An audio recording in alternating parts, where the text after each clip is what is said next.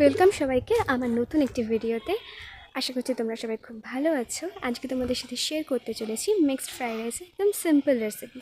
আমরা বাইরের mixed fried rice তো অনেকেই খেয়েছি, সেটা সবসময় হেলথের পক্ষে বেনিফিট নাও হতে পারে। তো তাই আমরা ঘরোয়া পদ্ধতিতে একদম সহজ উপায়ে ট্রাই করেছি মিক্সড ফ্রাইড রাইস। তার মধ্যে কোনো রকম মশলা ইউজ করা হয়নি, তোমরা দেখলেই বুঝতে পারবে।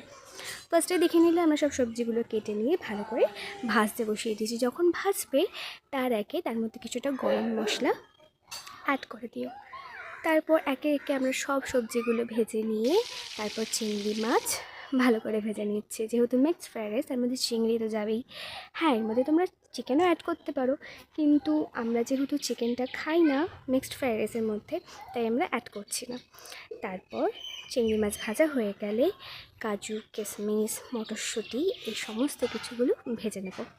সেগুলো ভাজা হয়ে গেলে ডিমটা ভালো করে ভুজিয়ে বানিয়ে নেব। এরপর আমার মা সহজ উপায়ে সব কিছু মিক্সড করার জন্য সমস্ত সবজিগুলো আর চিংড়ি মাছ সব কিছু আবার একসাথে ভেজে নিয়েছে।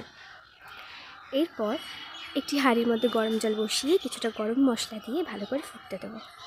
তারপর আস্তে আস্তে চালগুলো যেগুলো ভিজিয়ে রেখে দিয়েছিলাম সেটা দিয়ে দেবো। ভালো করে ফুটে আসলে তারপর এটা আমরা নামিয়ে নেব আরেকটা অন্য পাত্রতে।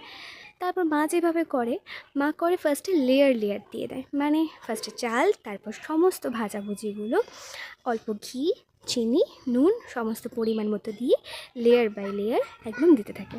তোমরা চাইলে সেভাবেও করতে পারো বা সহজ উপায়ে কড়াইতে ভেজে নিতে পারো একসাথে। সম্পূর্ণটা তোমাদের কীভাবে সুবিধে সেভাবে করে নিও।